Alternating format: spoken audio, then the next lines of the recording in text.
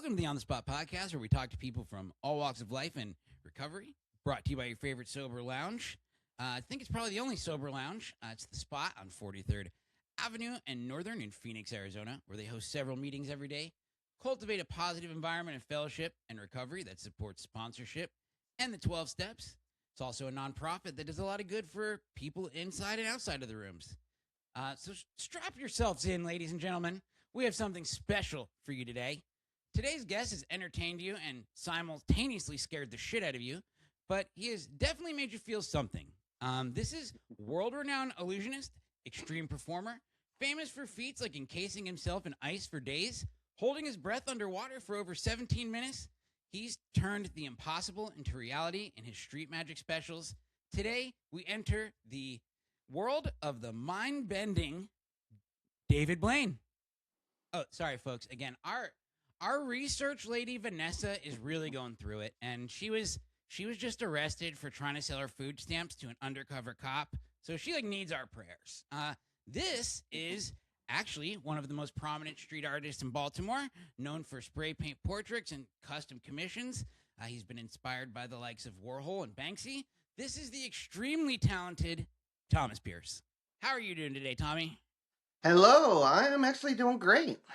Yeah, So just I've had had the had pleasure two of knowing cups of you a coffee. long time. Just I want to get that out there before this interview. Yeah. Like I've known Tommy a very long time, and he's been talented the entire time I've known him. So anything he says, you can believe. Yeah, so some of the things that I went through, especially in the '90s into the early 2000s, I tell some of my coworkers now, and they don't believe me, and I don't try, and I'm just like, okay, I'm not, I have no reason to tell you this stuff, other than because it's true, and but they don't believe me. So if some of these stories, someone don't believe, that's fine. You know what I mean? But like, I have no reason to bullshit about some of this stuff, and it all ties into my journey in recovery as well. So I want to touch a little bit before we get into that. All right, exactly what you do. I mean, you're obviously, I mean, you're an artist, right? So you do like custom commissions, portraits, murals, all over Baltimore. So what, out of Mhm. all the stuff you've been commissioned to do, what is your favorite piece?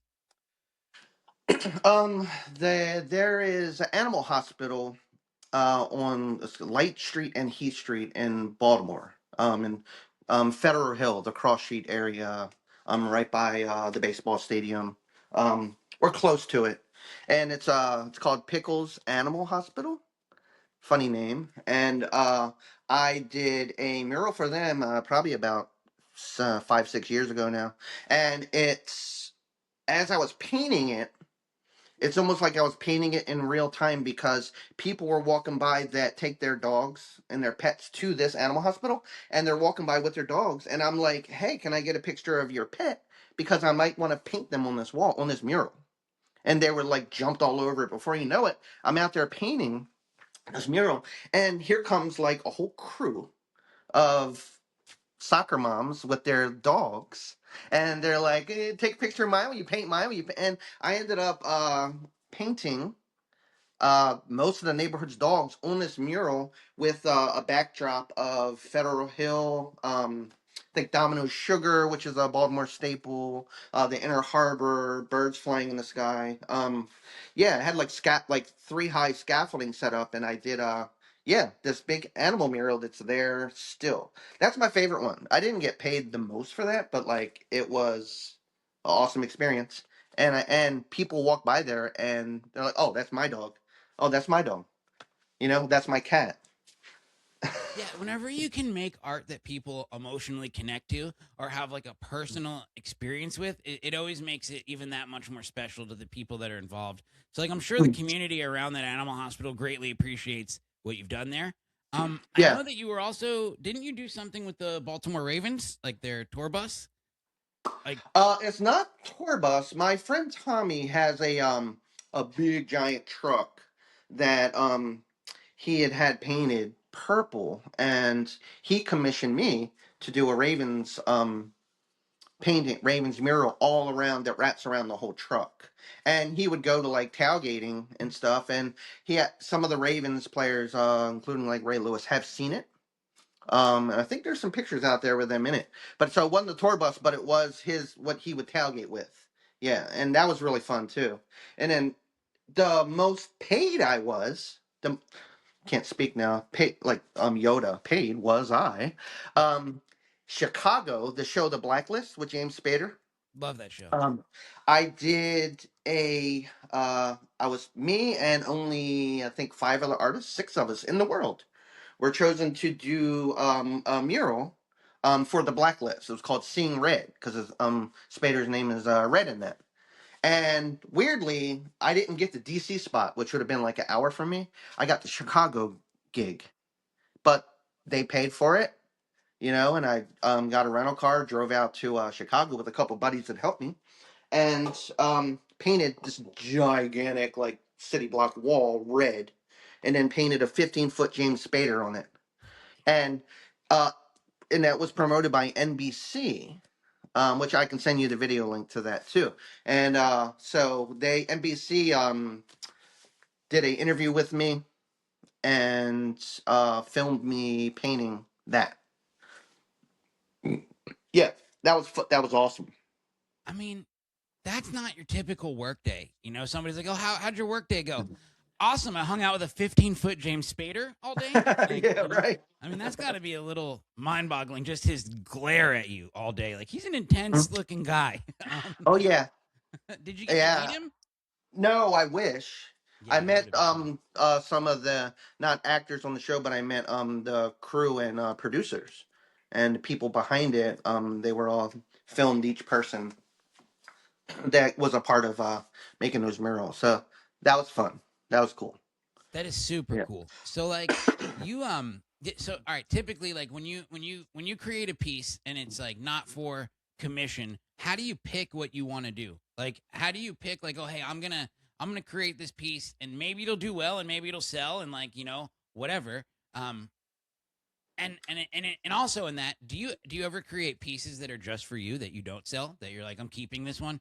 Yeah. So the sad fact, not the sad fact about that is that those days are like they're not over. I'm trying to rehash them. All the art, and I'm not complaining in any way, but the art that I've done in the last 15 years has been commissions because I need to eat, got to pay bills, right? I'm lucky, so lucky to be able to make money doing what I love. But as far as painting for myself, um, I can't remember the last time that I did. Like I'm just gonna sit here and make this painting because I want to. But when I did, and of course when I do again in the future, it's based usually on music. It's based on the inspiration. If I'm, listening to Wu Tang, or something, or Grateful Dead, or whatever, or like some punk or metal, I'll be like, oh, cool. Like, who was it? Lemmy from Motorhead. I paint now that I painted him, but it was for an art show. Okay, but that I felt like I was painting that for myself. And it Yeah. actually, you know who bought it? Jared. Really? Yeah, Oh, that's yeah, super cool. That's super yeah. cool. So, but so it's very T Pierce Designs. My brand is very music, branded. And usually I'll listen to the artist that I'm painting. Like I said, if I'm listening to Wu Tang or whatever, I'm like, okay, I want to paint Old Dirty Bastard, and I want to make it just nut batshit wild in the background because I wanted to personify the character that I'm painting. Yeah, of course. You know? Like I can see that like it's cool that you idolize the artists that you like from other mediums in your medium, if that makes sense. Right. Like you know what I'm saying? You Exactly. kind of like immortalize them in your medium, whether it's a musician, an actor that you like, or like even I mean I've even seen you do like comedians, like Yeah. the George Carlin picture, that was great. Yes. Yeah. I think I did Benny Goodman too. Was that his name? He was like one of the old shock comics of the Yeah, old days, right? yeah, yeah. But I And can see it's very music centered, and I think that's because probably you were a musician or are a musician. I don't think you ever yeah, stopped being being one. Let's get into your music stuff for a Yeah. minute because this is Yeah. super interesting, and this is not So something I know a lot about. So I'm interested to find out more about that too. So how did you yeah. start? How did you start in music? Uh, a mentor of mine, his name is Jack. He is like, I looked at him like Prince, meaning like he could, back when I was a kid, he could play every instrument, drums, bass, guitar, and not just play it, like master it, like to the point where I was pissed. You know what I mean? I was just like, okay, no, why are you on the saxophone like sounding like Miles Davis? You know, you shouldn't be. You know what I mean? Like, and it, not that he was playing sax, but like that's the point. He was so good, and so I was like, hey, I like bass. It's four strings instead of six. You know what I mean? Like a couple strings less might be easier for me. So I started learning bass through Jack, and he showed me some stuff. And then from there, I started to learn. I realized that I had like this a nice diddle with my fingers, if you know what I mean. And so as far as like punk bass, you know, like where it's just like I don't like picks. I don't like picks. I'm just like this, right? And so turns out I'm pretty good at like finger picking on guitar too. So I got into that and I just started to learn it. But then I heard Wu Tang. When I heard Wu Tang, and this is when they had like literally dropped like 36 Chambers. This is like early 90s. I was like, oh, and I like hip hop a little bit before then, NWA and stuff, but I was like, oh, it could be like this. And there's like 10 of them and they're incorporating Kung Fu.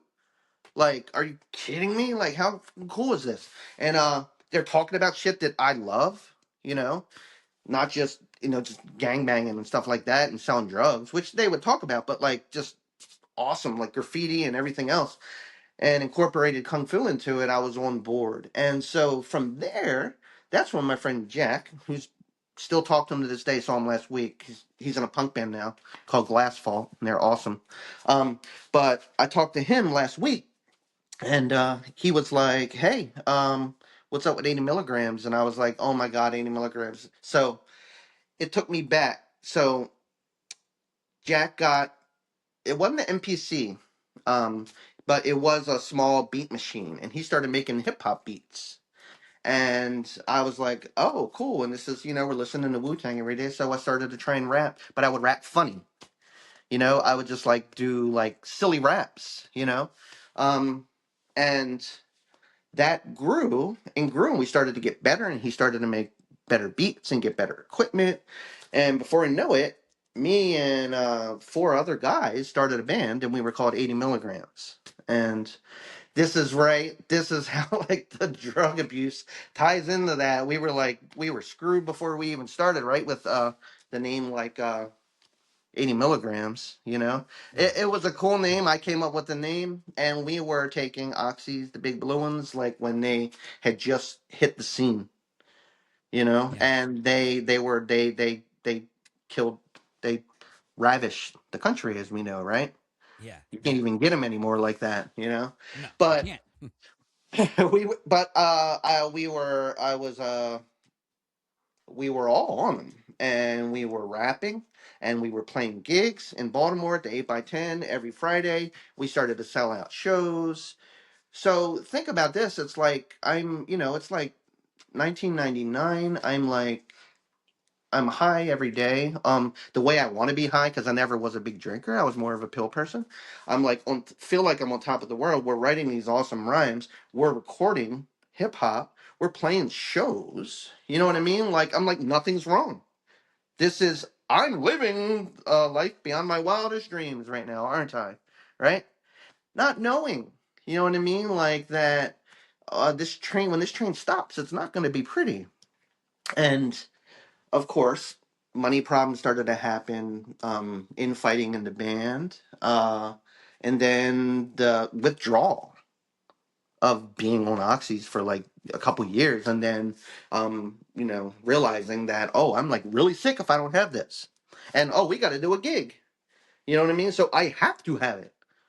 And if I can't find that, then what's the other choice? The H word. So it just, the drug culture meshed right into my band. Um, but right before it ended, what there was like a little high point there, which we opened up for D12, Eminem's band, at the 930 Club, and we got a call from a guy who was acting as our manager. Say acting because he really wasn't a manager. He was just kind of like bullshit. But he did have a connection who had a connection who had a connection. And D12 needed an opening band at the 930 Club. We got the call. At first, I didn't think it was real. And so we practiced our asses off for a couple weeks before that show. And sure enough, unfortunately, this is what stopped me from meeting Eminem. Eminem was on a gun charge, or was on probation for a gun charge, pistol whipping a bouncer in Detroit over an argument with his then wife Kim. So Eminem couldn't leave Detroit, but the rest of D12 performed, and we opened up for them. We got high as hell. I remember, you know, being on Oxys, smoking a blunt, and being behind a curtain, and just looking out of the curtain in a full 930 club. Like, I don't know how many people the 930 club holds, but it looked like 1,000. It was just like my heart started to pound. It was like this like anxiety attack coming over me, and then I just went out there, and then it was just like a blur, and we killed it. We rapped our asses off for over an hour. We were throwing CDs at girls. There were just they took to it. They were yelling 80 milligrams when we were done. I was like, it was just like such a high with, and I was already high, but I wish I could experience that sober, but that wasn't the way the cards played.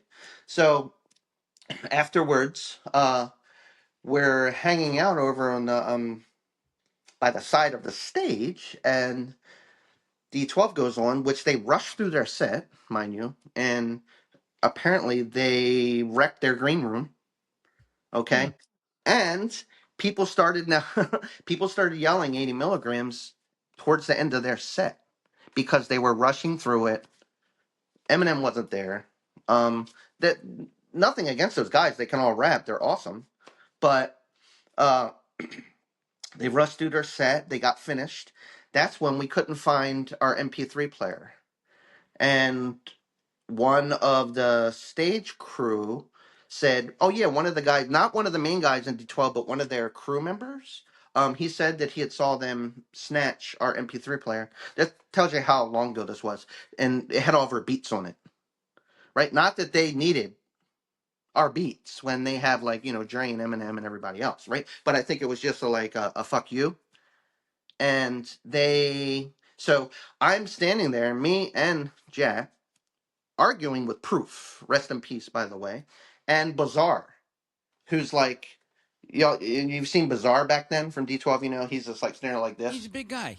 Yeah, he's like right next to me, and then Proof's right here, and we're like, yeah, one of your guys took our MP3 player. We need that back. And he's like, man, fuck you. We didn't take shit, And then Bizarre sees moving closer into me. I can say that my elbow touched Bizarre's belly, you know. So I haven't washed my elbow since. But anyway, uh, they denied it, and I don't think Proof or Bizarre had anything to do with that. It was they ran with they came with a mob of like 40 people. They had like all these like kids in the background with them with D12 shirts on. So you can't control everybody, especially when you have like a giant thing going on like that. So we argued with them and basically we had to just kind of be broken up. Not to say we were going to fight because I don't think that would have went well. And we kind of had to watch our back as we were leaving, and they were getting on their bus. I was like, I didn't want the smoke, if you know what I mean, like a frail little drug addict, Yeah. back then. But needless to say, it turned out to be an awesome story. I'm still looking for footage because this is before the iPhones. So there was a couple people that had camcorders, and I mean, I know it's out there, and I'm gonna find the footage of us performing That is at the fucking 930 Club. crazy. That's fucking crazy. Like, Yeah. so what do you think? Like, why do you? So you think it was just like I'm trying to wrap my head around this. So you think it was one of the guys that was with them that, well, you know, it was one of the guys that was with them Hmm. that took Yeah. the MP3 player, and you think Yeah. he probably just did it because he was just like a tag along and like was just like fuck Yeah. you, like I'm just gonna take this like because I Yeah. can. Because it was a cool gadget. It Yeah, was an MP3 player. You could put your music on it. You could wipe out what's on there and put your own shit on there. You know what I mean? And he was just like put it in his pocket. You know? yeah, I don't think it went deeper than that. You know what I mean? yeah, exactly. So Would have been cool though. that's still Like D12 or Eminem put out a song, and then next thing you know, it's like there's Jack's beats. I'm like, oh, listen to that would have been kind of cool. Yeah, that. yeah, you Right? know. So all right, yeah, that's fucking crazy. Hmm. And so all right, I kind of want to get into your story a little bit, like your Yeah. backstory, and then just kind of tell us like when, like, give us the movie trailer version. Like however far back you want to go to however forward Yeah. you want to go, and just like let's just get into it because like your story is so interesting from what I know of it, and I'm sure there's stuff that I don't, and I'm really excited to hear it. So yeah, just Yes. let's just start with wherever you want to, and we'll go from there. Well, I for the most part, I can say I don't have much trauma as far as growing up. I lived a good life. You know, a lot of addicts in recovery or in active addiction, they have just a lot of trauma that we're dealing with. Yeah, I've met most of your Um, family. They're wonderful people. Like, yeah, thank you. Yeah, so I have a fairly good life. I grew up playing tennis, you know what I mean, and like going to Sunday school, and I just I started to drink at a very young age, and I realized I didn't like it. So then I started to smoke weed, and I realized, okay, I do like this.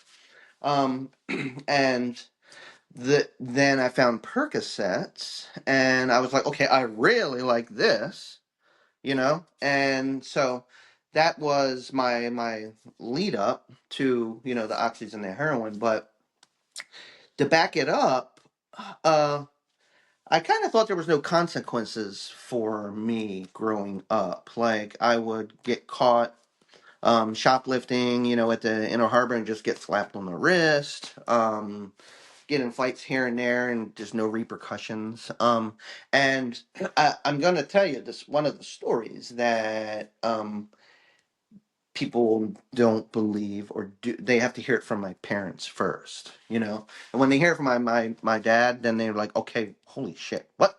But as far as not thinking there's consequences, this is like a topper, because this is, I guess, the Operation Desert Storm was around 1991, I believe, the Middle Eastern War with mhm. Bush. Yeah. So I think it was like 92 or 93. I forget how long that war went. But as a youngster, we used to break into the trains in at the CSX yard in Locust Point in Baltimore, and we would usually get beer. And the trains would go by and stop, and this be there for like days, and you could take a railroad spike and twist this like little metal belt that holds it together, and you can like just yank the thing down and open up the train. That easy. Sometimes you would find like ragu spaghetti sauce. All so much of it. One time we just like started grabbing them, threw them against the wall, like being little punk assholes. But what we wanted to find was beer. Well, this is when the Desert Storm War was happening. We come up over the hill, because there was a hill that you had to climb to get to the CSX yard. And here, I don't know if you heard this, but here lies military trains. Here lies flatbed trains with tanks, with trucks. Any kind of army vehicle you can figure out was there. All just there. No police around, no security guard, nothing. Just there it is. It was like us, those trains, and then like 95 north and south, and then the Port of Baltimore. We decided, me and a couple of my buddies, try and get on there, and we just start getting inside the. Couldn't get inside the tank, but you could unzip the back of the trucks, and we would just get in there and start looking around.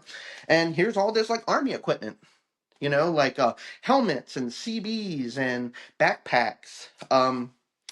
With like dry food and Rambo knives, and like I'm just cool, man. I'm like, got a little knapsack, started taking some shit, right? Because why not, right? What's the worst that can happen? I think I was 16, maybe 17, but.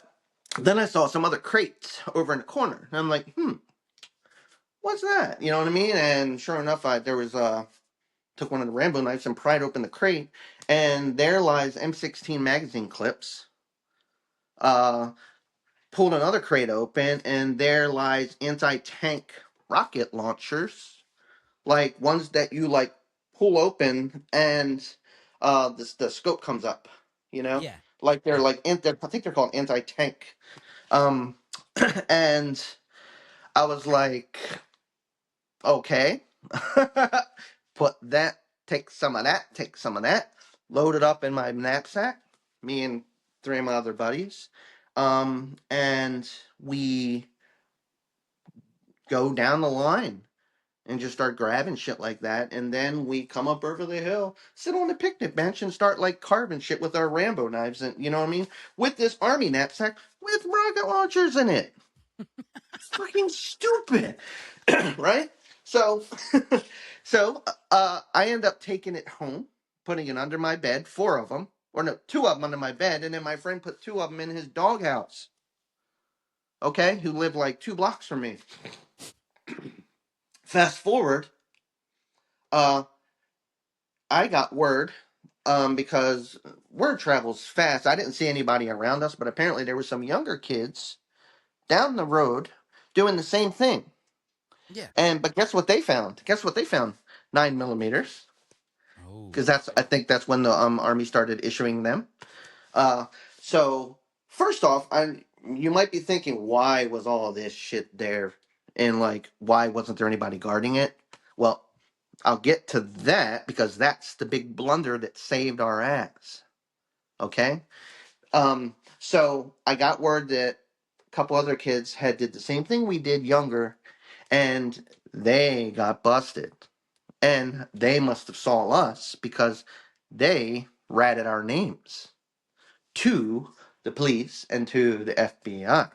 So I start freaking out.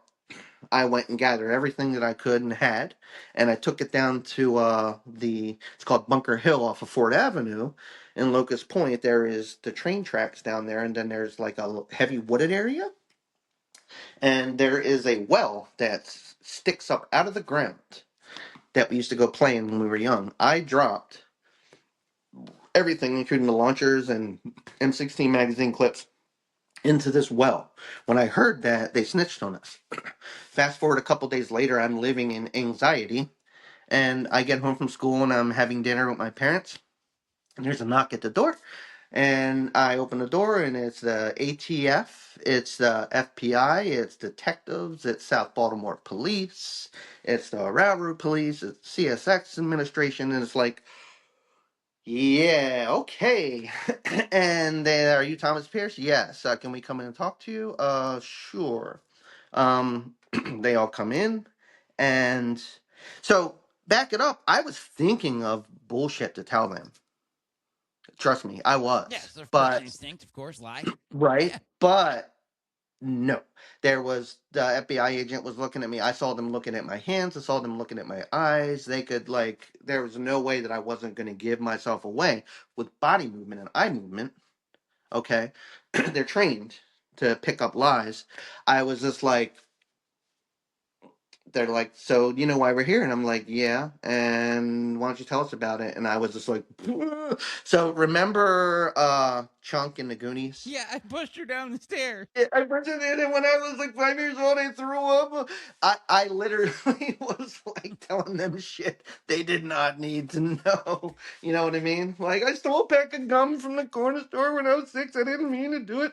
But like, uh, I told them everything exactly as it went. Okay? So they knew I was telling the truth, and they also knew I wasn't a terrorist. Thank God this is like pre 9/11. You know what I mean? Like, or we would not be talking right now. Um, so I tell them everything. So the next step after that is I have to lead them to the well where I dumped it. And it's me, the FBI, ATF, my dad, dogs, like sniff dogs, German shepherds and everything, posse up, like just walking down through Locust Point, Latrobe Park where I grew up. You think all the neighbors weren't out on their steps? You know what I mean? Just like looking at like what, like Tommy really did it this time, didn't he? You know? Yeah. One of the guys, one of the I think it was ATF, like it was like a heavy terrain where I had to take them. Okay, and he slipped and just fell all the way fucking down the hill into like mud. He was so mad he wanted to fucking kick my ass. The FBI guys were laughing at him. I was like, "You motherfuckers!" So they had guys get into the well. Um, they didn't see anything.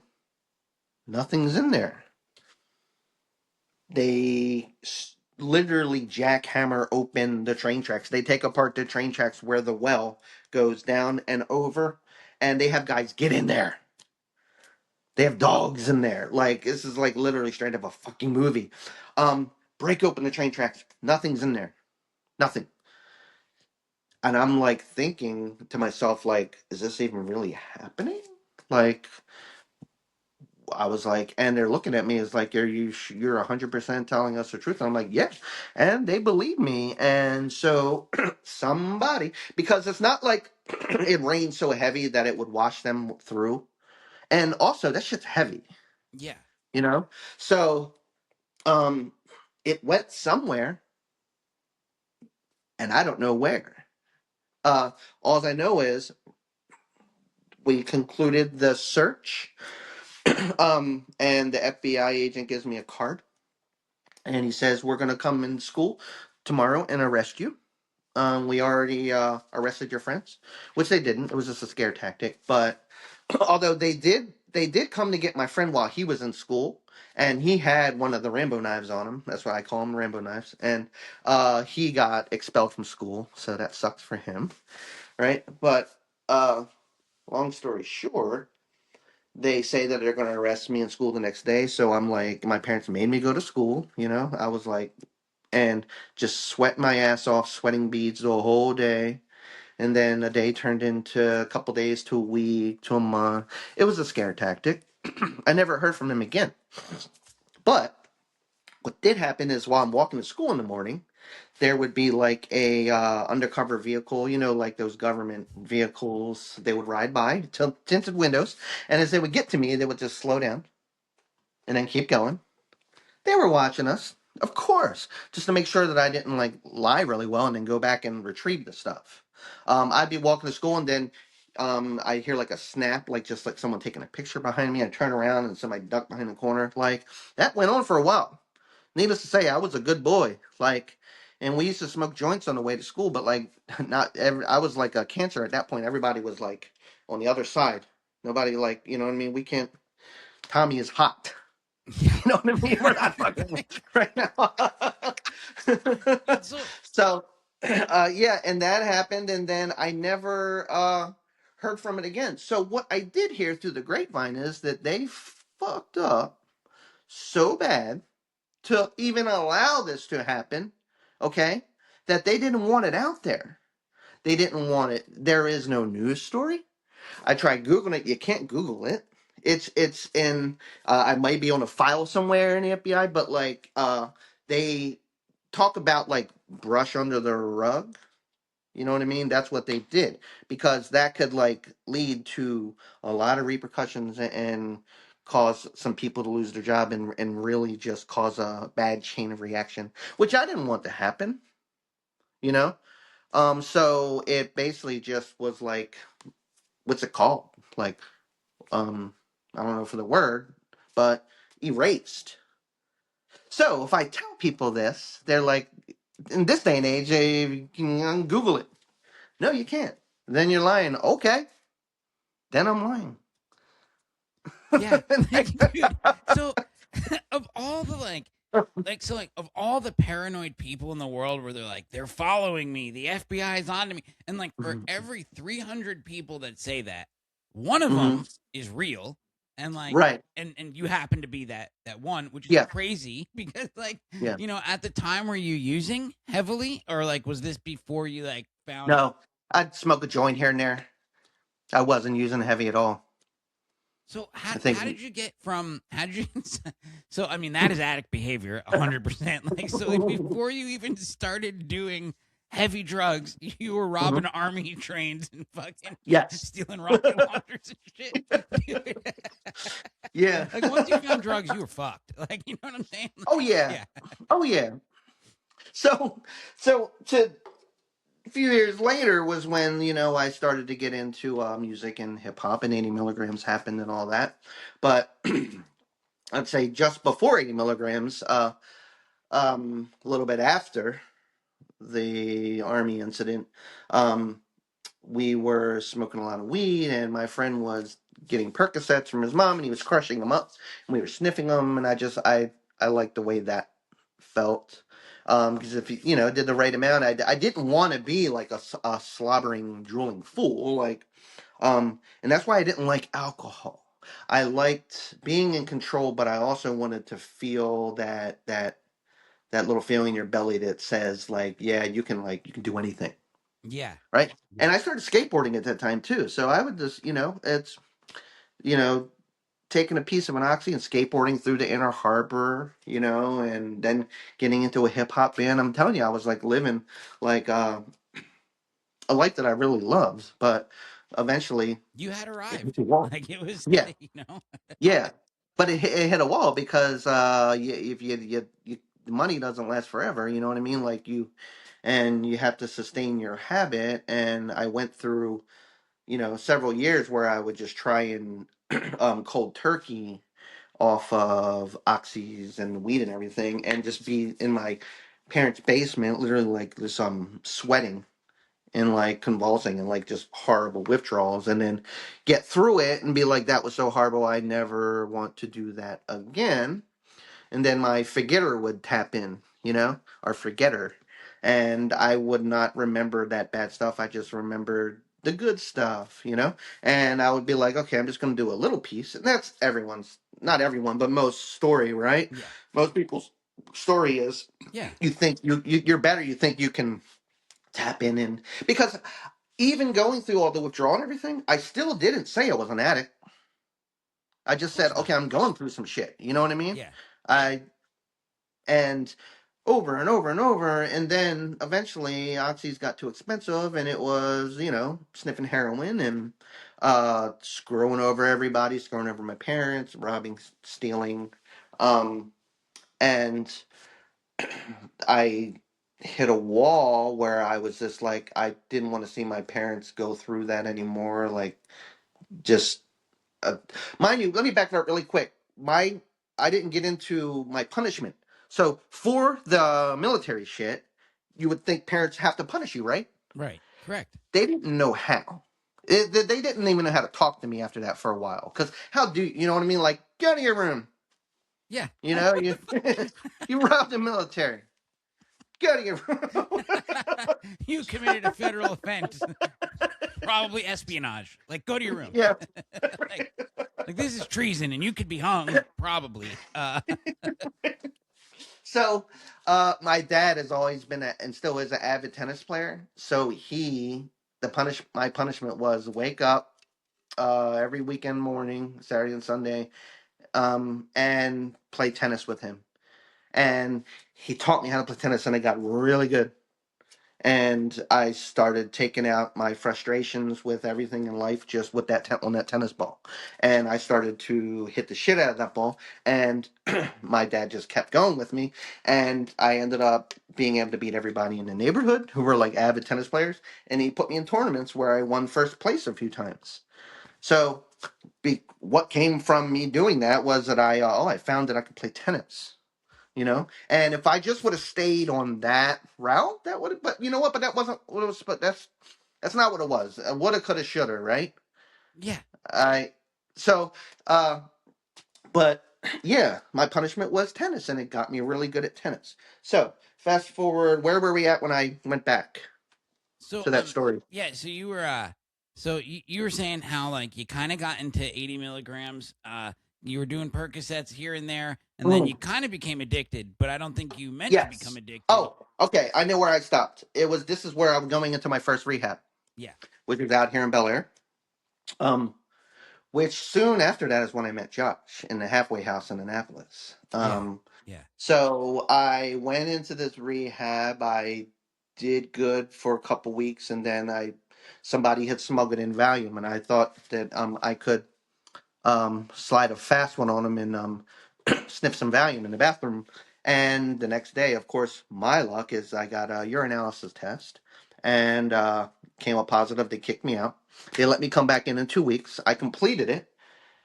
Chose to do halfway house, the Samaritan House, and which is still around. Which I love that. I owe that place my life. Uh, the Samaritan House in Annapolis. And soon after that, I think I was there for about a year. So I had I was a repeat offender of the halfway house and rehabs, and as a lot of us are, right? I made it a year in there and graduated, and then I got out, stayed sober for a little while, relapsed, fucked up. They let me back in without going to a facility. They were nice enough to just let me come right back in, and I went back in, and then that's when I met Josh.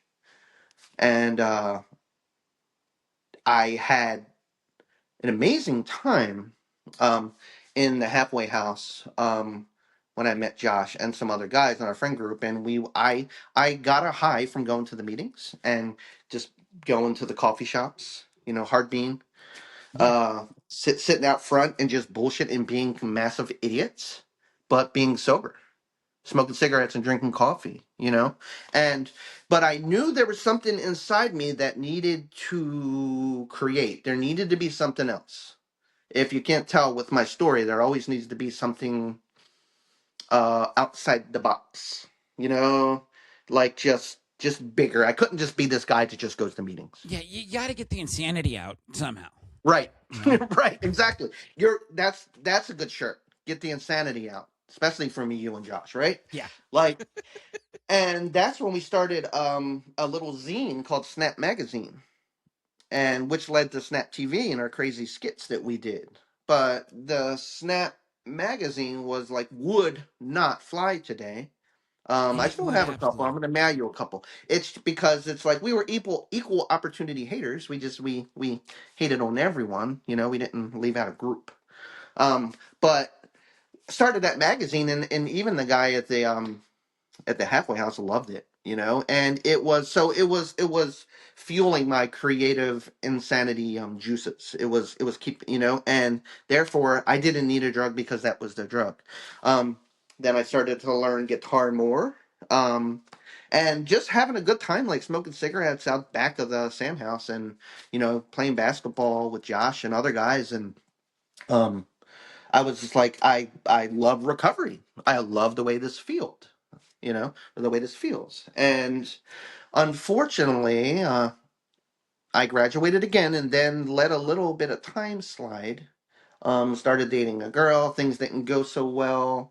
And I went back into the old behaviors, um, and had a relapse and ended up getting busted with my friend for like paraphernalia and some other dumb shit, and having a warrant for my arrest because I for failure to appear in court.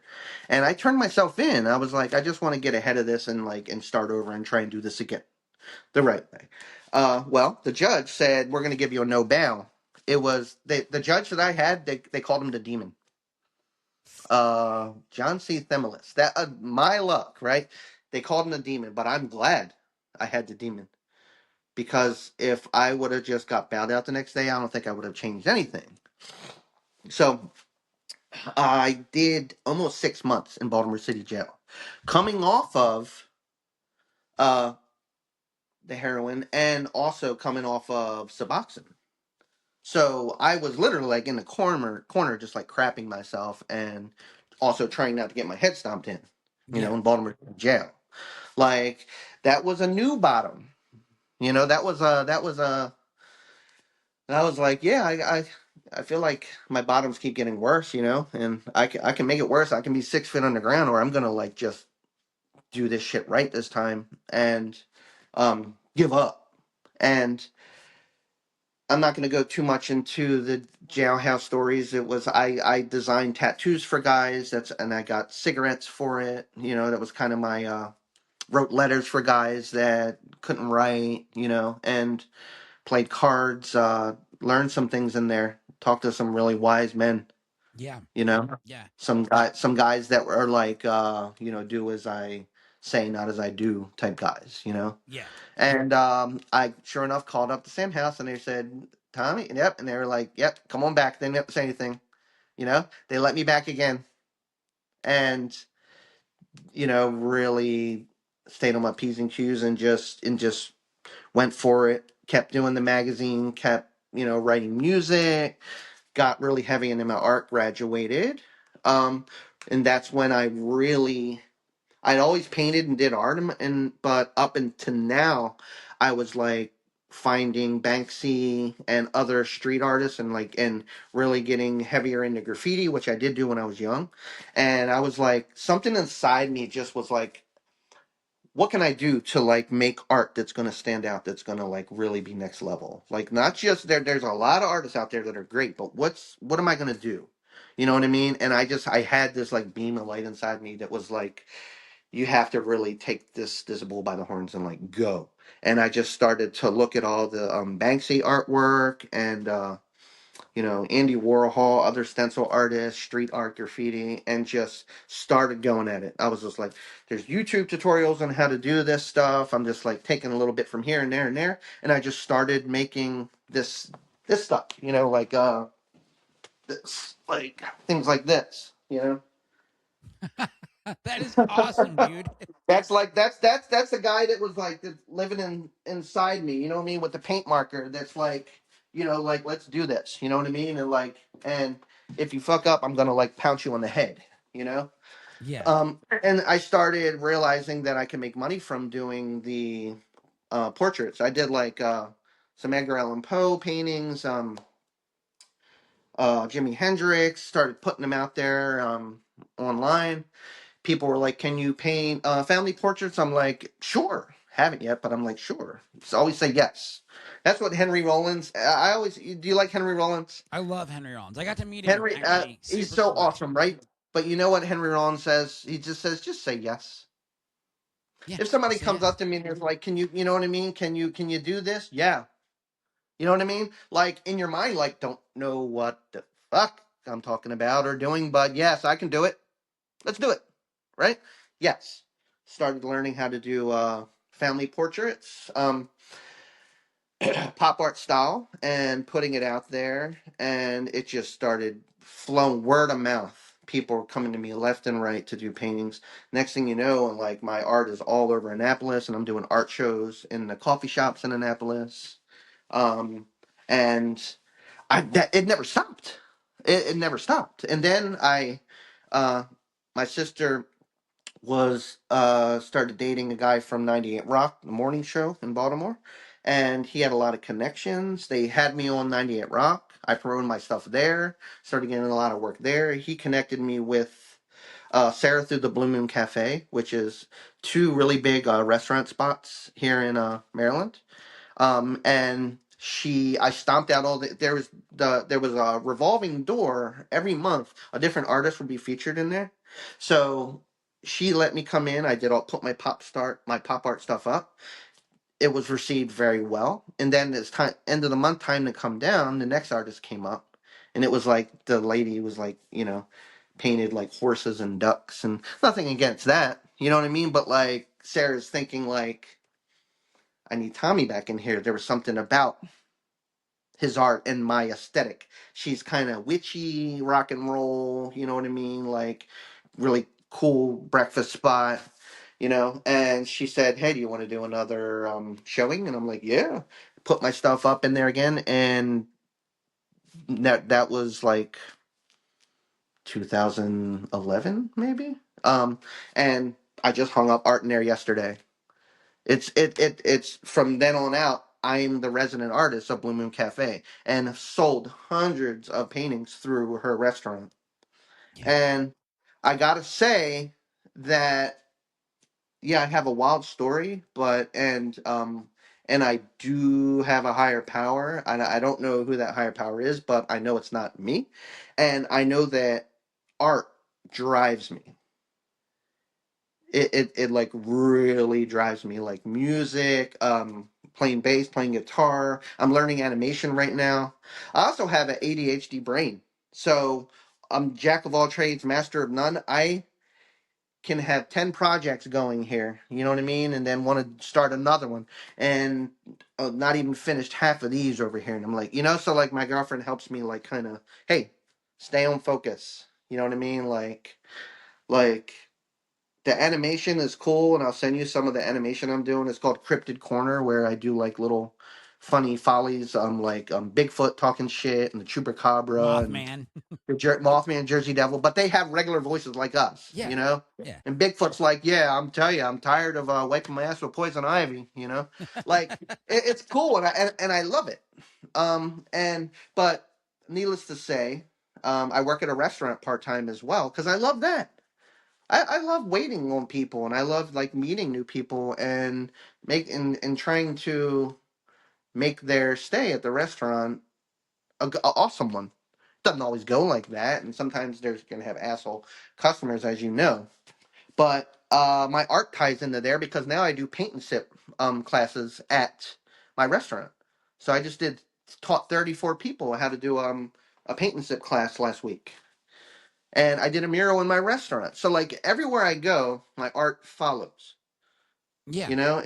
And it's it's a part of me and makes up who I am, and I like the idea of creative recovery, um, not just the AA and meetings, but finding out what kind of creativity somebody has inside them. That's because us addicts, we're creative, we're crazy, but we're creative, you know, and I want to. I would love to start a program where we find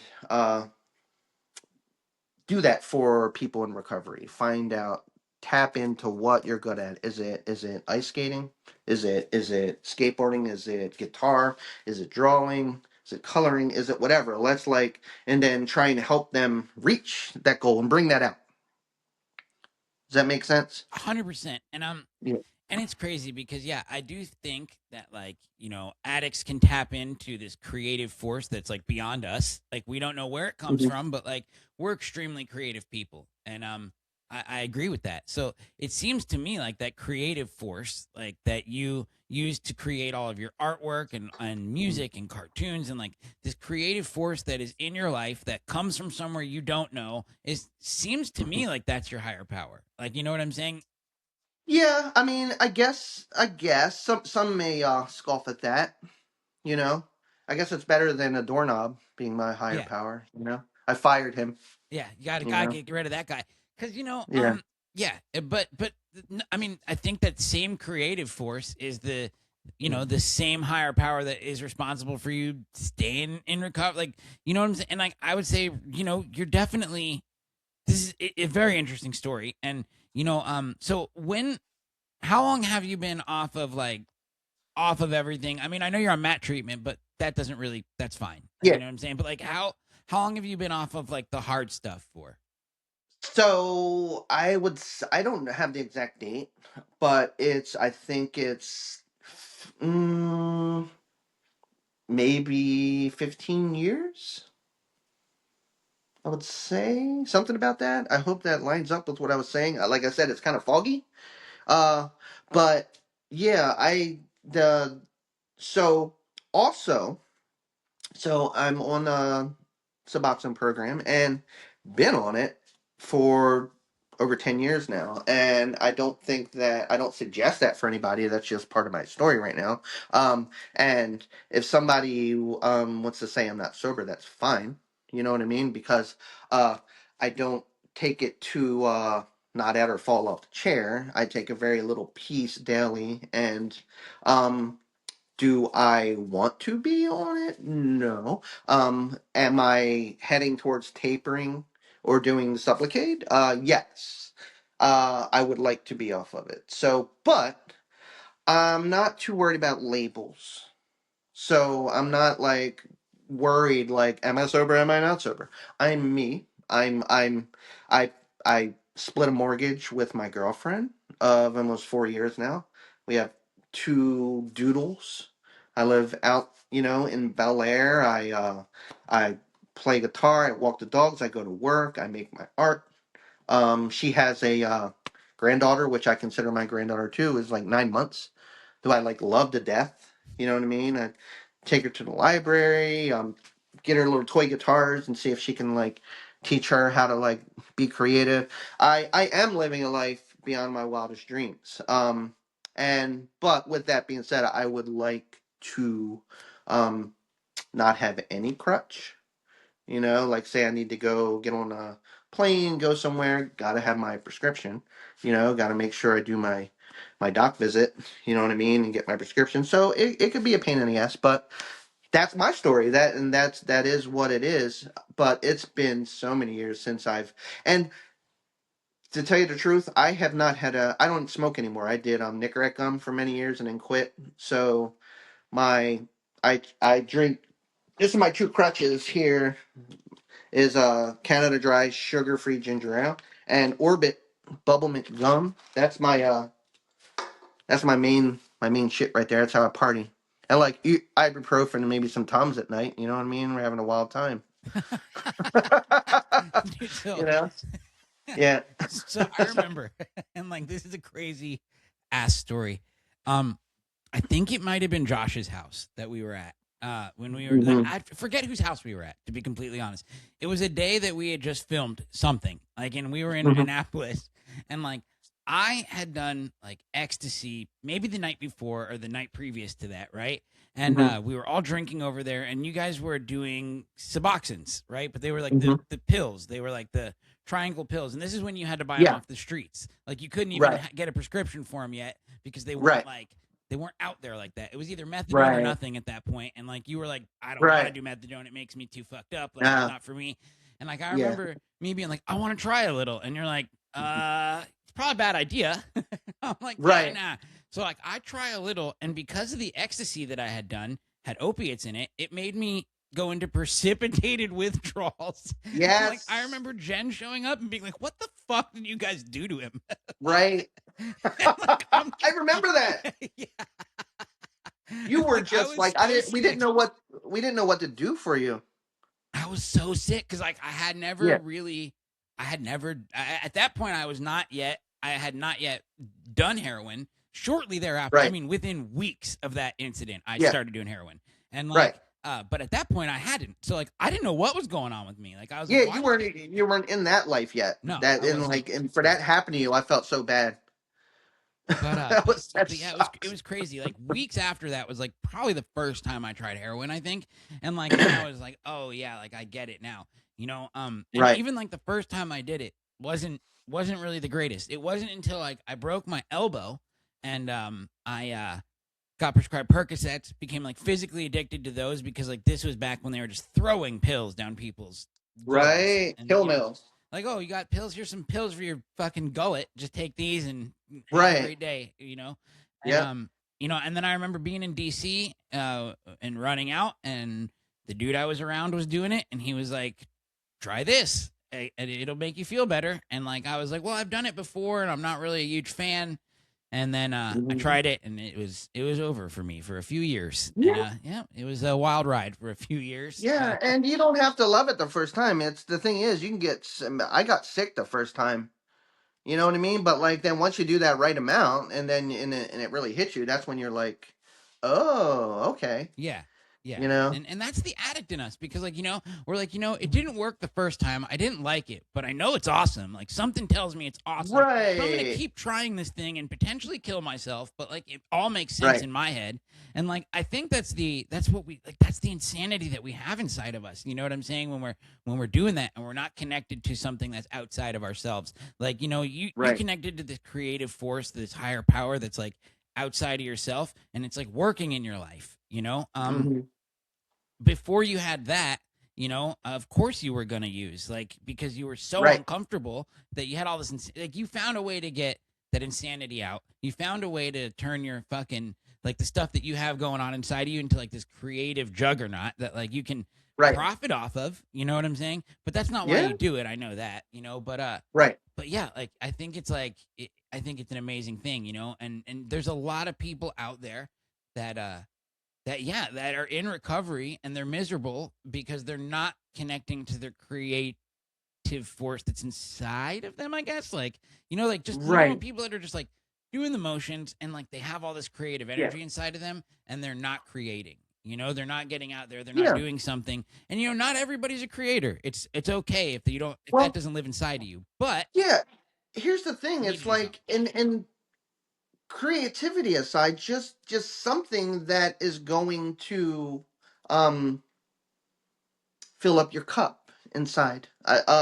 Say like somebody that's into ghost a lot, right? They like watching the um paranormal TV shows and stuff, which I like. I like to do ghost hunting and stuff like that. If you're not if you don't draw or you paint or play music, but like you really think the paranormal world is cool, and you're an addict and you get sober and like like you're going to meetings and but there's still something maybe missing, like get yourself a EVP recorder, you know what I mean, and like try and get into that world of ghost hunting. And I'm Yeah. just using ghost hunting as it like or carpentry. You know what I mean? Like or writing. It's so I don't think it always has to be creativity, but I think it has to be something that you are excited about when you wake up in the morning. Absolutely. Like, and when I wake up, I'm like, oh, I'm gonna do that guitar tutorial today. I get a little high inside from that. You know what I mean? Like going to that YouTube video and trying to learn this guitar lick, And it's I think without those little sparks, I don't know if I'd be here right now. And I do put it up to God, and I do put it up to my higher power, whether that's creativity or not. Is besides the point. I just think I have it, and I think I'm very blessed and lucky to have the ability to do this stuff. And I do want to help other people find something inside them that can make this crazy life journey more interesting for them. You don't. It's not like you don't.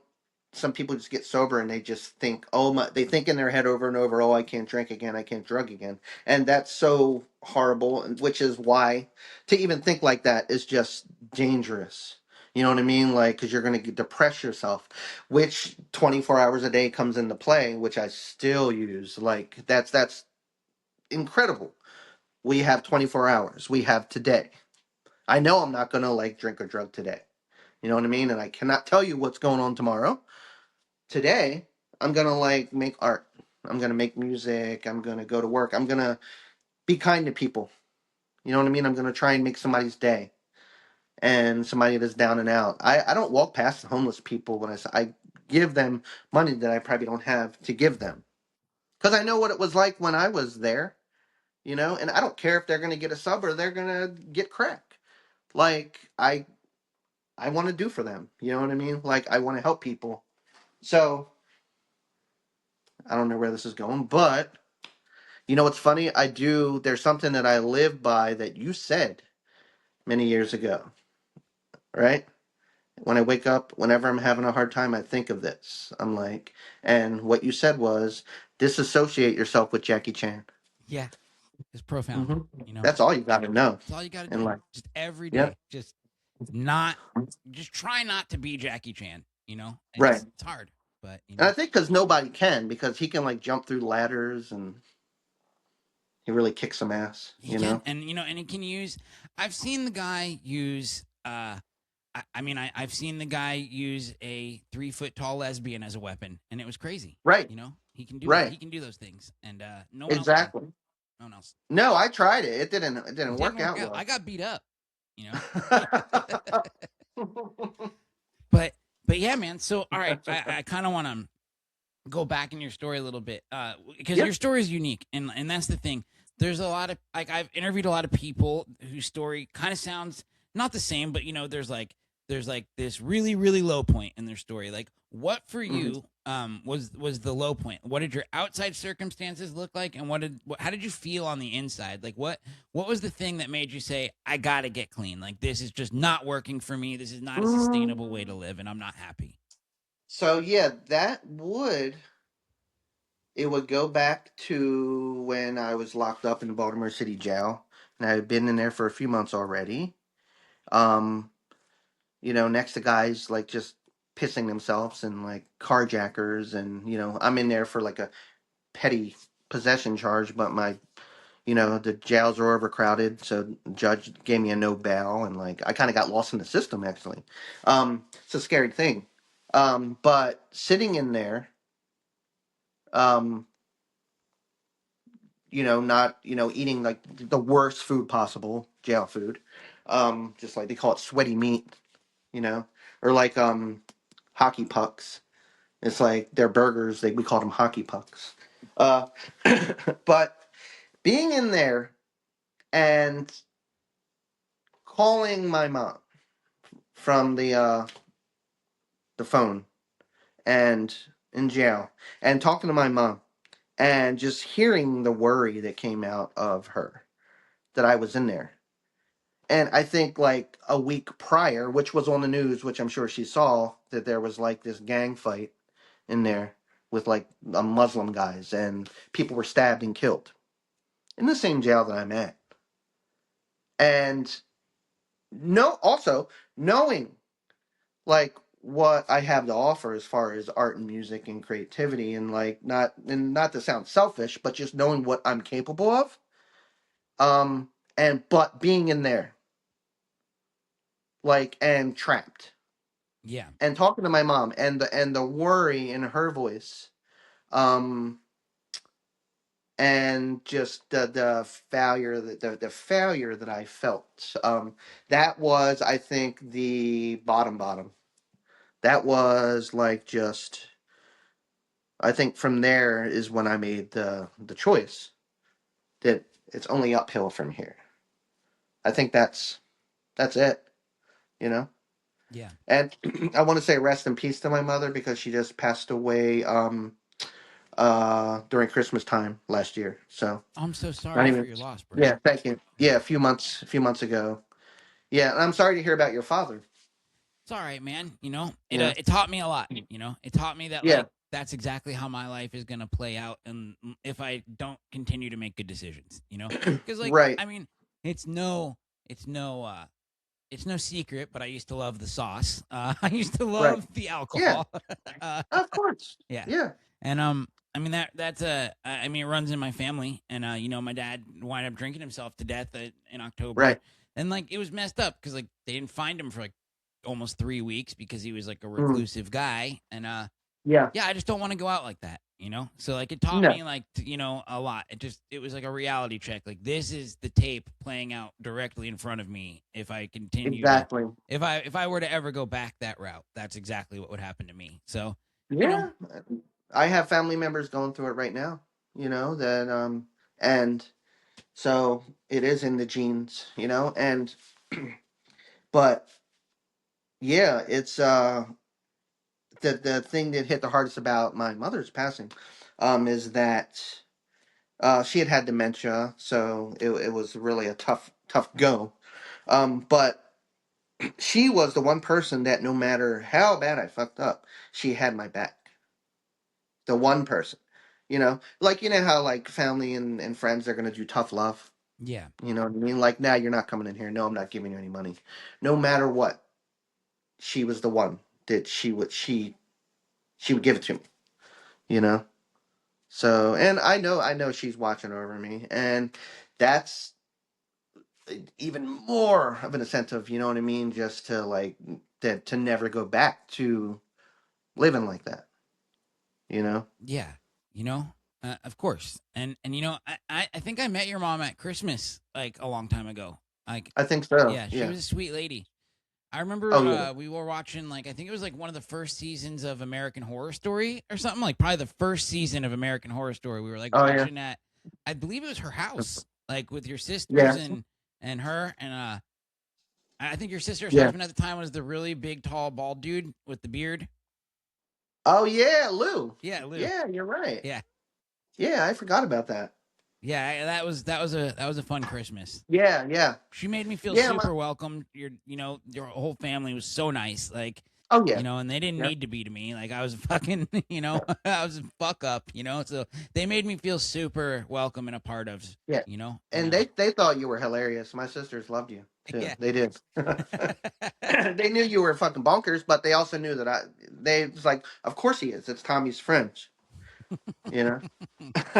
Yeah, man. Like so, and it was crazy because like and when we were making those videos and like when we were creating stuff was like really the only time I felt good. You know what I'm saying? Like Right. amidst all that chaos, it was like you know, uh, Right. it felt like at least something productive kind of came out of it. But like Yes. Yeah.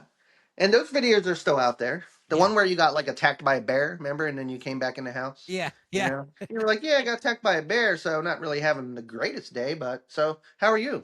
yeah, And you got like exactly. blood pouring down your face. I gotta get to my shift at Ruby Tuesdays. I got a busing shift. It's important. But with you tapped into that creative side as well as Josh and I, with making those skits, and I think there's something there. I think there's something there for the future, even if we're doing it, across the state. There's ways to mingle in, and right? Like which brings me to that the video that I did, which I don't think you were not in. It was just me and Josh, called My First Crack Date. And I found this homeless lady that was hooked on crack. And hey, this is horrible. I did a bad thing. Okay. But I said, hey, I'll give you $20 if you are being our skit tomorrow. And can you be right here at like noon? And she said, yeah. And sure enough, there she was at noon. I gave her $20 and we bought her something to eat, and she danced around with Josh on the video camera. But like I went to pick up Josh. We had her in a car, and I called Josh and I was like, "Hey, you ready to film our skit? The first my called My First Crack Date." And he was like, "Yeah, yeah, sure." And he was like, "So who's going to be in it?" And I was like, "Well, I have the lady right in the car right now. She's ready." And he's like, "Of course you do." And we told her to hit on Josh before we got there the whole time. So she was doing nothing but making Josh feel so uncomfortable. And she's like, I'll suck your dick. And he's just like, oh. But I filmed them dancing around Annapolis and bought her ice cream, and yeah, and exploitation to the max, Yeah, and yeah, if I hope she's alive and doing well now, or like would make amends to her. There's some amends to be made there. Like, but that's what was happening at that time. yeah. You know. I mean, and yeah, I remember. I just dude that whole yeah my brief time in Annapolis was crazy. Like the whole landlord situation was nuts. Yeah, Yeah, we my landlords really hated me.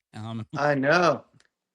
Yeah, you guys were like they couldn't even kick you out. You were just like kind of like just squatting, Yeah, as long they as you kept could. making these court dates and they were alcoholics too and they would just not show up to court and then like it Right, would be another 60 days before they could get a court date and then they'd be right. too drunk to show up again or there was like a miscommunication so like and Yeah, they couldn't shut the power off to my apartment because I lived in a building that they turned into several apartments so they couldn't just right, shut my power off. It would have had to been everybody's in the building. So, like, right,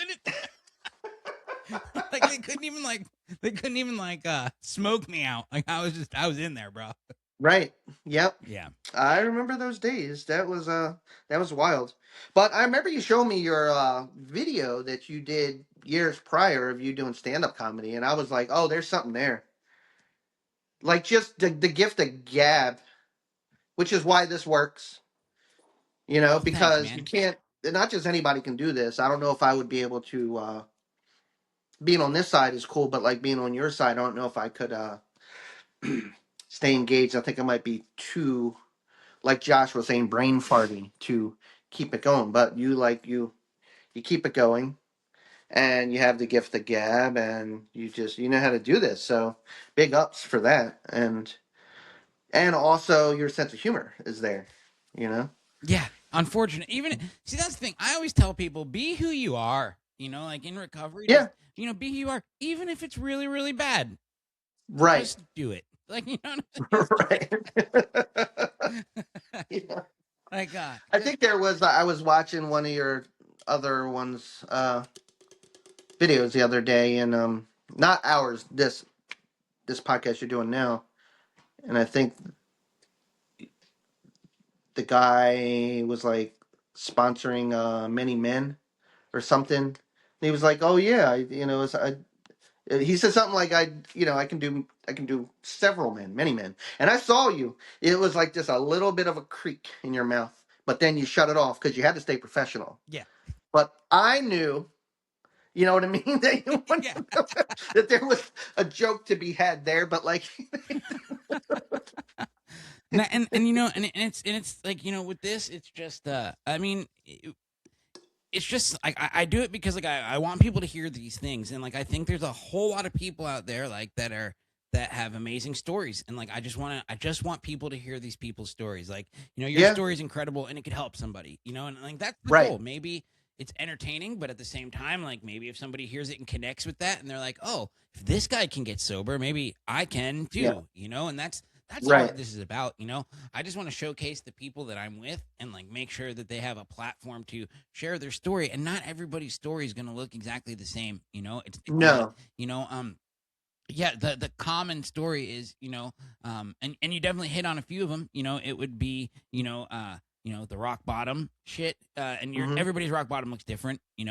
Um, yep, it would be going to a jail, institutions, or whatever, mm-hmm, and then and then the pitiful incomprehensible demoralization where you try to get sober and you can't, and it sucks, and you just got to keep trying. um right, and then yeah, and then after that is it looks different. And I mean, and that's what I want people to know. Like, if you can connect with the higher power, like something that's bigger than yourself, you got a shot at this thing. And like that's what it's really all about: getting a relationship to your higher power, and then just trying to bring people closer to a relationship with theirs. And absolutely, that's it. And like you're doing that through art and through your medium, and like I think it's awesome what you do. We're gonna uh definitely put some links in the description of this video so that people can buy your shit or hit you up for for sure. commissions. So if anybody out there wants a family portrait or wants to commission you for something, like what does the wait time on that look like? Because I know you're kind of backed So, up. I usually say 2 weeks, but I think to be safer, now I might say 3 weeks, 3 weeks of a wait time.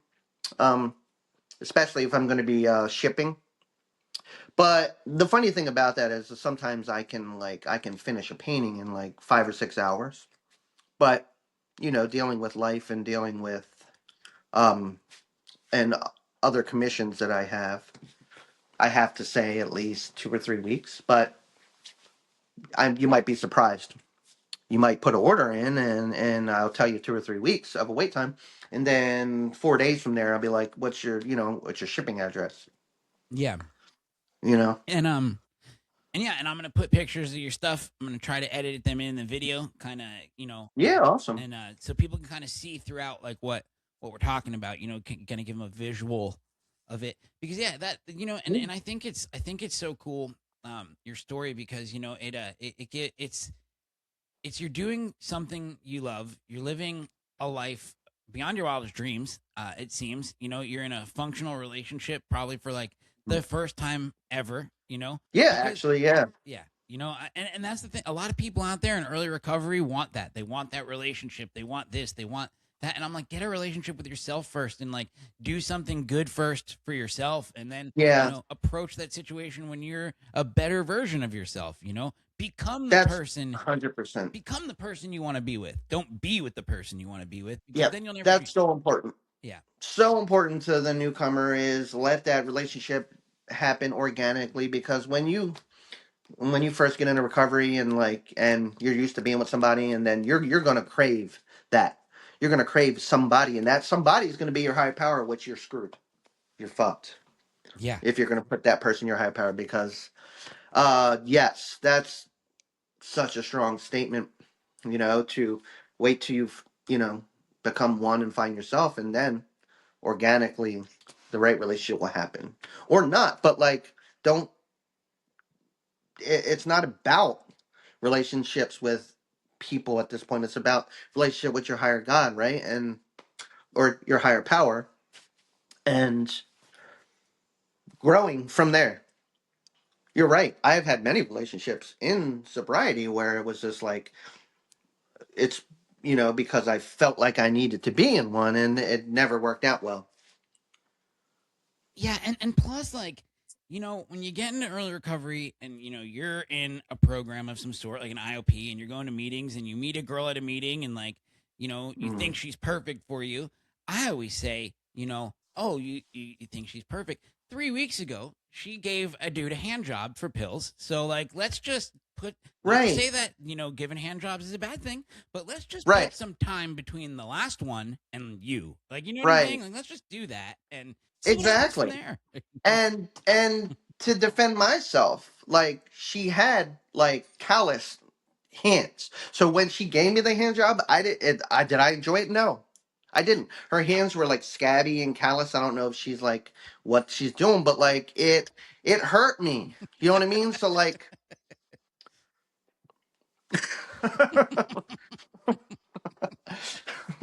and look, this is Fenway. Aw, puppy. Hey Fenway, say hi. Hi, puppy. Yeah. That's a doodle, huh? Fenway. Yeah, he's a big doodle. I had to cut his dingleberries today. Oh, he got neutered? So. Oh, No, he got no, actual just his dingleberries from his butthole. That's actual ding. No, yeah, he's been neutered.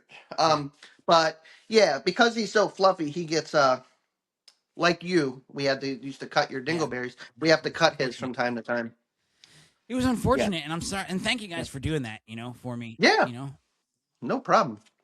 Yep. It was in between. Yeah, like, yeah, and I'm surprised that we found the time to do that. I was so busy wearing dresses and cartwheeling into drum sets that I Right, fucking right. And might I say, we were cross dressing before it was cool. yeah, we definitely were. We I got to put a link to that video up now, or else people aren't going to get the reference. We couldn't do that today either. I think we'd get canceled probably. No, no, yeah, Yeah. I don't think so. But yeah, I just always I always tell people, and that's the thing. Don't rush it. Let it come naturally. Anything in life that's worth having is worth waiting for. Absolutely. It wasn't overnight that things started happening for you. It took time and it took work and it took effort, and like you did the work on yourself. You did what you needed to do for Hmm. you, and it shows. So yeah, like Yes. whenever the new guys come in and they're like, I want to get my family back, and I'm like, it's only Mhm. been 30 days. Like, let's just Right. you're what use to them are you right now? Like, you know what I'm saying? Like, Right. 30 days you Nothing. were pawning your wife's wedding rings and shit to like get dope. Like, and now you're like this changed guy. I'm like, let's change the behavior. Let's Right. change some things about you first, and then maybe approach the Absolutely. situation a little bit Yep. later. So yeah. I remember just a year ago or more, seeing your Facebook photos, where you had no color in your face. Yeah. Yeah. I was very worried, Yeah. Yeah. and it's so amazing seeing you now.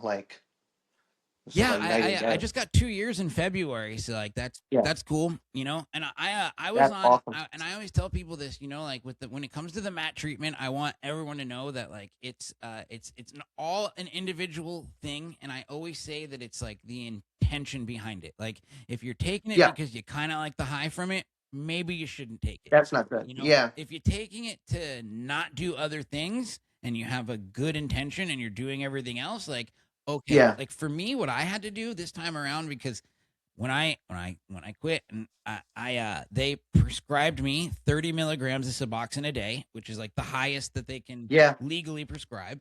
And like Right. within 2 months or a month or two, I think it was, I got down to Hmm. like 8 milligrams a day, and then I started the Sublocade shot, and I was on that for 10 months. And I told myself Right. I wanted to be on MAT treatment for a year, and like I talked to my sponsor, I talked to my therapist, I talked to medical advisors because I can't give medical advice, obviously, And when it was time, and I made sure I could get off the Sublocade safely, I did that, and it's been good ever since.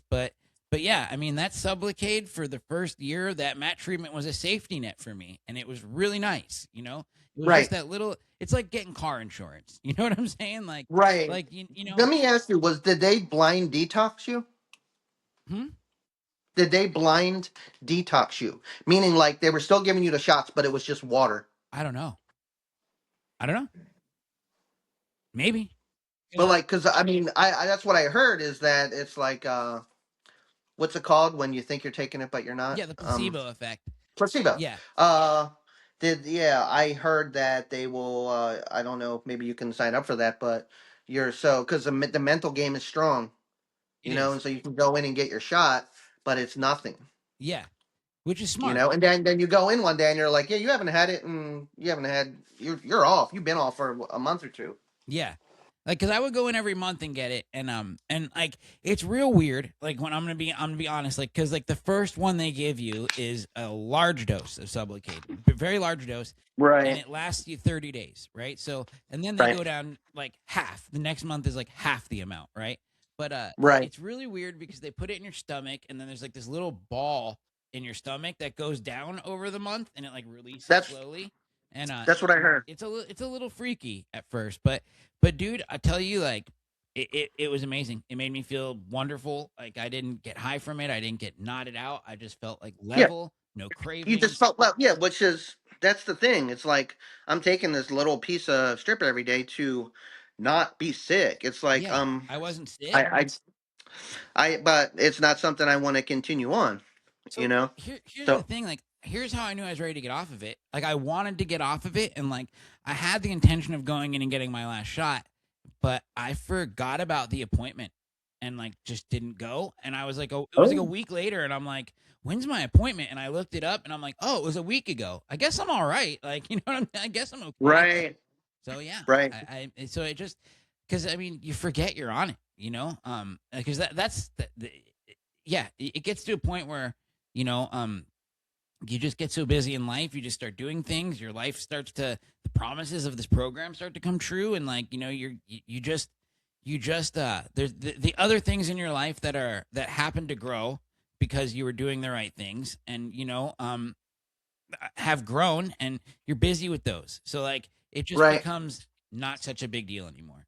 I can't. And there is the ritual, Yeah. like like it's like there's still a ritual involved. You're like, oh, in a couple hours, after I eat or something, or when I get off work, I'm taking this other little piece, you know. Yeah. And but with that, with the shot, you're not. No. You're going about it, Hmm. your life, and then eventually just no more. I definitely inspired by that. Yeah, I highly recommend it to anybody that's like on subs or whatever. And it's crazy. Like I've known people who've been on mat treatment their whole recovery, and I mean, Right. whatever.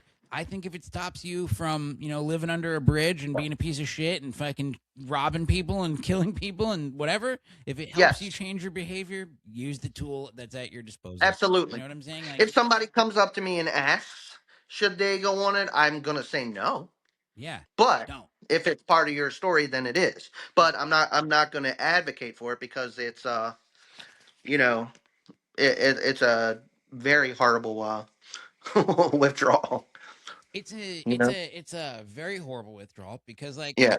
so not and it sucked because like it was early on in my recovery when I went down in dose, right? So like not only did I just dope sick for like 15 days in detox from fentanyl and Hmm. meth, but the meth thing, it was weird because the fentanyl detox, I probably wouldn't have been able to sleep, but since I was also coming off meth, that just like knocked me out, kind of. So like I Right. can't, so I was Right. able to just sleep the first 2 or 3 days, thank God. And Right. Right. and then after that, I was sicker than I ever been in my life for like a week or so, and then I felt like shit for another few weeks. But I was on subs, and then right when I started to level out and feel normal again, I was at this place and I talked to this person, and they were like, "You should really consider the sublicate shot if you really want any sort of like longevity in this thing." And I'm like, "All right, yeah, I don't really want to be on subs anymore. I'm on a really high dose. Like, I just don't feel like it's the right thing for me at this point Right. in time." I talked to my sponsor. I prayed about it. I did the right things about it, and I got Yeah. some information and I made an educated decision. Decided to wean myself off of subs. So then not only was I just sick for like 15 days, 2 weeks go by where I'm like, okay. And then I'm sick Hmm. again for like 3 weeks. I'm like, Yeah. Paul, right? yeah. And like, Post acute withdrawal syndrome, Paul's. yeah, dude. And I mean, coming off subs was no walk in the park. It was actually a little bit harder than not harder than fentanyl, but in a different way, I guess. It's a different Yeah, different. it's just more of a mental thing. Yeah, it definitely Yeah. is. Yeah, so I mean, it's just crazy, But luckily, I was able to go on Yeah. the shot and then like Well, get off of it, and I've I'm been doing proud. it for a long time. That's amazing. I will say if you can do it, then anybody can. Yeah, I mean, and it was crazy because the last 3 years of my addiction, like I didn't drink alcohol at all. Like I didn't drink, Yeah, like I didn't want to, Like I was homeless, living on the streets, just smoking yeah, fentanyl and doing meth, and I didn't want alcohol. It like made me sick to my stomach for like the first time in my life. And, me being the addict and alcoholic that I am, I was like, this is great. I don't drink anymore. Like, this is fantastic. right, right, Like, right. cause like I was a big drinker for a long time. Yeah. Oh, I know. You could put him down. Yeah, yeah, yeah. Like, and everybody's like, oh, that's cool. I'm like, no, it's actually scary. Like the amount that I could drink was actually terrifying. Yeah, yeah. You could definitely put him down. Yeah. And I just yeah. And then when I put him down and I got to that point where like cuz it always comes to that point of the night where like I stop being a nice person, Like and I'm Yeah. just blackout drunk and like I just say and do whatever I want, although it is Right. entertaining. You know what I'm saying? Yeah. It's not nice at all. And Yeah. I was going to bring that up to you too. So like what do you think like even when you were like using and stuff, you were still creating, right? Or did you really get into art after the heroin? No, I was creating since I was a teenager, but it was just a mixed bag. It was here and there. I would, when I first found perks and oxys and stuff, I was still in skateboarding. I was in that like hip hop skateboarding Yeah. culture, which graffiti was a part of. So I was definitely, going and stealing like 20, 30 spray cans of Krylon and going down on the trains or under the bridge and doing like these massive like graffiti pieces. So art has always been there, but it wasn't until I'd say 2011 that um I decided to go all in with it, and that's the art that you see now. So, Yeah. you know, Yeah, but because when I met you, you were doing it and you're doing custom pieces and stuff, but yeah, like it was here and there, and you were mainly painting stuff you wanted to paint. And then like you would have right, commissions around the holidays and stuff like that, but like it was yeah, mainly stuff you wanted to do. And I remember we did the Alfred Hitchcock video, link below. So yes, that was yeah, that was dope. But did you find because you were so creative and talented in your addiction that like people almost condoned it, like with your music and stuff? Like were people like, oh, like were they enabling you a little bit more because of your talent? yeah, absolutely. Especially because people around me that were kind of doing the same thing. The people that I was surrounding myself with were not people in recovery. It was people that could drink but didn't have a problem, and then there was people that had some issues. It was all walks of life, but um yeah, nobody I wasn't like the people I surrounded myself with did enable me, you know but or they just didn't have anything to say. There was no enabling. They were just like, he's doing his thing, like i Yeah. i uh but I guess like towards the maybe early 2000s, when I was like, still, rapping and trying to hang on to the 80 milligrams of music and stuff. There were that's I think that's the time when people, um, friends and family did come at me and being like, "Look, I think you're fucking up. I think you're doing too much." That's when like the worrying started to happen with family and friends. Yeah. You And you know. tried to dial it back and couldn't, and yeah. Yeah, exactly. Yeah. So, So but for the most part, yeah. were you like at all concerned when you got when you first got sober that you were gonna lose like your creative edge? Because a lot of people are like people that are artists when they're high think that like they can't create unless they are high. And like Right. I want to know. Obviously, that's not the case for you. But was that a Right. worry of yours going into No, recovery? I was not worried. And reason being is because there was times when I had little blips of getting sober where I was, where not withdrawing super bad, that I was making awesome art, or I felt that I was like coming up with these really awesome lyrics because because I felt sad and depressed that I wasn't drinking or drugging, and I felt like I was tapping into something else when I was sober. So I already knew that it was in me to do better than I ever have art wise, sober. Honestly, I feel like when I was using and playing music or making art, it dumbed it down. It affected it. You might look at some of the art and music that I did back then and say, "Oh, this sounds really cool," but I listen to it and be like, "Oh, I can tell I was really running out of breath on that verse." Probably because I had just sniffed two oxys. You know, so I feel like it hurts somebody. Besides, like, I know there's people that smoke weed and then they, you know, play guitar or think they play guitar or sing better, and maybe they do. I don't know. They work for Bob Marley, I think. You Yeah. know, but I'm not going to suggest it for anybody. But I think being sober and having that clear mind helps you be more creative. And a person may not think that, but I think it's there. I think you got to believe it first, and then I think you got to go for it. You know, you got to be so fed up.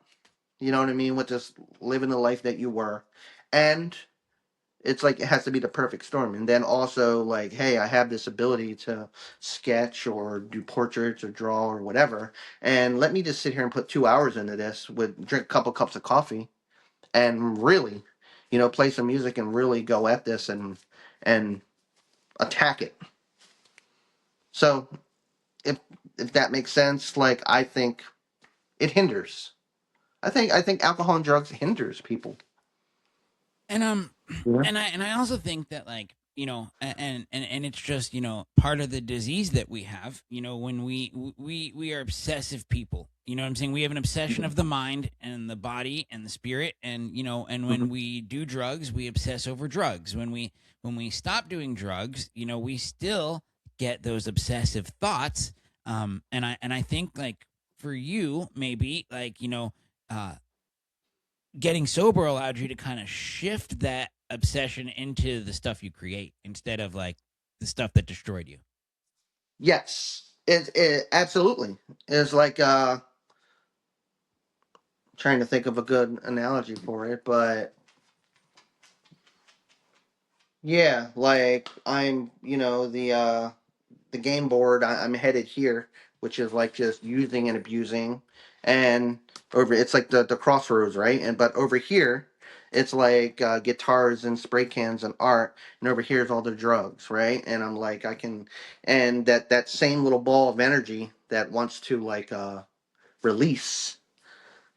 It's either way it goes, it goes. You know what I mean? I'm gonna go this way, and I'm gonna be wild as hell, high, and probably end up in the ground, or I'm gonna go this way and put my that same ball of energy into all this.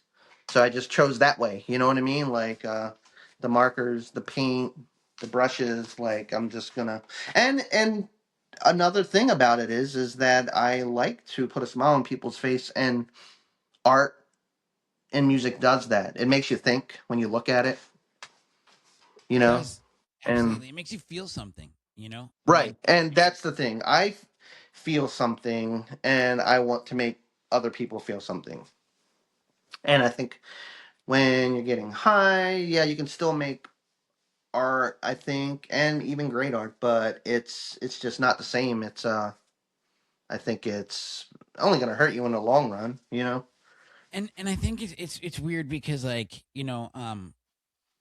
and I've heard this before from people that have created both in their addiction and outside of their addiction. So the art that they created in their addiction, um, maybe made people feel things and maybe made them feel something, right? But Yeah, they didn't feel connected to it. The stuff that they did outside of their addiction when they were sober and like whatever, um they really felt connected to those pieces themselves. You know what I'm saying? Like they right. were able to really Absolutely. connect with their artwork and like got all they could out of it. Like, you know what I'm saying? Right. So yeah, that creative Yeah. force. And on the drugs and alcohol, because it's weird. It's like I always tell people, even with God, like God's in your life, whether you're high or sober or whatever. But like you have all this stuff blocking you off from the true potential of what your life could be and like what your Right. relationship with that higher power could be. It's blocking you Right. off from that sunlight of the spirit. And Absolutely. and when you're creative, the drugs and alcohol, although you're still creating, it's blocking you off from like your true potential of like what it could be, and Right. what your Right. relationship with that art could be. Right. Absolutely. I mean, I couldn't even say it better, you know? I mean, there's little gray areas or exceptions to the rule, like Cypress Hill, Yeah. right? Are Yeah. they ever going to stop smoking weed? You know what I mean? No. And I felt their music, and still do. They just played in Baltimore last year with the Far Side, you know. But hey, that's their story, and they're successful, and you know, it's not our story, you know. No. And I'm glad it's not, to be completely honest, Yeah, because like yeah, I get more fulfillment out of life today from the stuff that I have. Like, because there was a point in my life, Tommy, that like I wanted everything that I have today, if that makes sense. And like on yes, the days when I feel ungrateful, I have to remember that. mm-hmm, yes, same. It's like when we get in a bad spot now, you know what I mean, and we think, and then we look at somebody else that has something, it's like, oh, I would like to be there, but where we're at a few years ago is where we wanted to be. It's Yeah, it's amazing. It's incredible. you And know, you have such a powerful story, dude. And I really appreciate you taking the time out of your day to do this for me and for us. yeah, no And problem. yeah, and I'm gonna put some links and stuff into the video. Maybe throw up some pictures of your Absolutely. art if Yeah, if that's cool. If you want to email me some stuff you want featured in it, that'd be great. But yeah, I definitely put a will. link in the video to where they can Yeah. see your shit.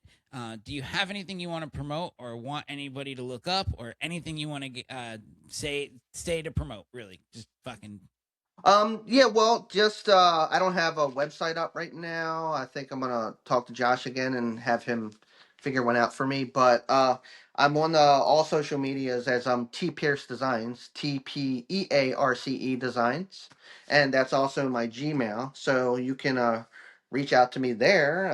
And I'm always down to do custom work, portraits, or graffiti, any kind of art you want. And I would love to actually do this. Come on here and do this again because there's some other stories and little tidbits I'd like to throw in, and just have a convo, yeah, of because course, it's man. awesome. Anytime, man. But yeah, I'm Yeah, I'm always making art, and I'm not hard to find. If you Google T Pierce Designs, like it's and hit images, like a lot of my art's just gonna come up right there, you know. yeah, So look for me, and if and I would like to hook up your the lounge with some art, yeah. you know, Absolutely, dude. They'd love like that. donate, you know what I mean? So like Yeah. I'll talk to you more on the phone about it and about what would fit in there, and then I'll work on it, Okay. Cool. Yeah. you know. Yeah. They would love that. They're Hmm. all about that, and your style would fit like perfectly there. Yeah, sweet. Yeah, it would be Yeah, wonderful. They would really appreciate that. I'm sure. So rock and roll. So yeah, man, thank you again, dude, and I really appreciate your time, and you have a wonderful rest of your day, and yeah, and I'll have Next time, I mean, I obviously next time we do this, I want to have your dog on too as a special guest. Yes. Yeah. Yeah, Fenway's got a story to tell. I'm You know, sure he does. he does. All right, man. You have a wonderful day, dude. Yeah, you have a good one too, man. Thanks for putting me on. Of course.